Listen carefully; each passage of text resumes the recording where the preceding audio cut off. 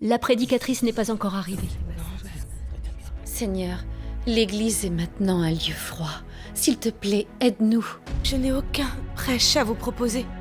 L'un de vous devrait peut-être me remplacer. Je ne guiderai pas nos ouailles dans la bonne direction. Pourquoi ne ressentons-nous pas l'œuvre du Saint-Esprit?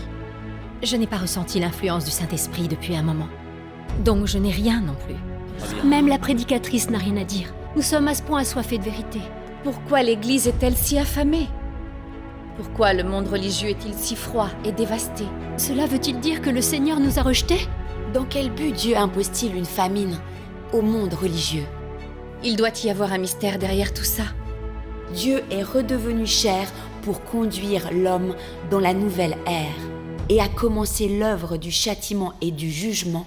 Mais c'est aussi parce que Dieu a accompli une nouvelle œuvre et que l'œuvre du Saint-Esprit a transféré. Nous n'avons pas suivi Dieu, c'est pourquoi nous sommes tombés dans l'obscurité. Nous croyons que le Seigneur Jésus nous a déjà pardonné tous nos péchés. Le Seigneur ne nous considère pas comme des pécheurs. Sommes-nous devenus réellement saints parce que Dieu nous a pardonné nos péchés? Donc, avec notre nature de pécheurs, comment pouvons-nous devenir des hommes qui obéissent à la volonté de Dieu? Tous ceux qui souffrent et œuvrent pour le Seigneur obéissent à la volonté du Père qui est dans les cieux.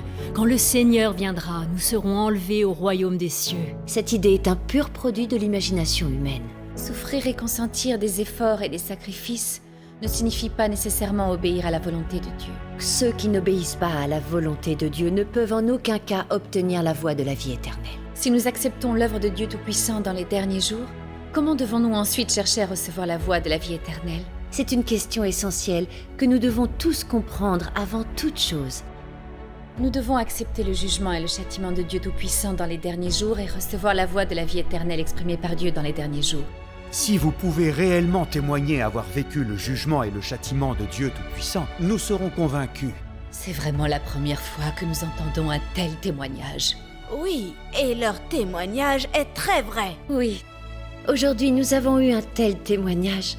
C'est l'eau vive qui s'écoule du trône de Dieu et dont vous allez pouvoir bénéficier. Dieu Tout-Puissant est un Dieu qui voit tout dans le cœur des gens. Il révèle toute la corruption dans les recoins même les plus reculés de l'esprit humain.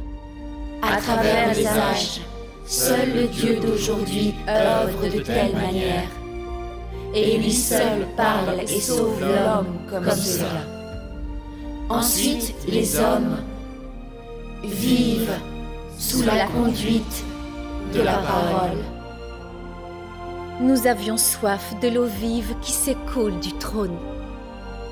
Aujourd'hui, Dieu Tout-Puissant nous a bénis et nous a accordé librement son eau vive. Laissons-le nous offrir la vie qu'il nous tend. Gloire à Dieu Tout-Puissant.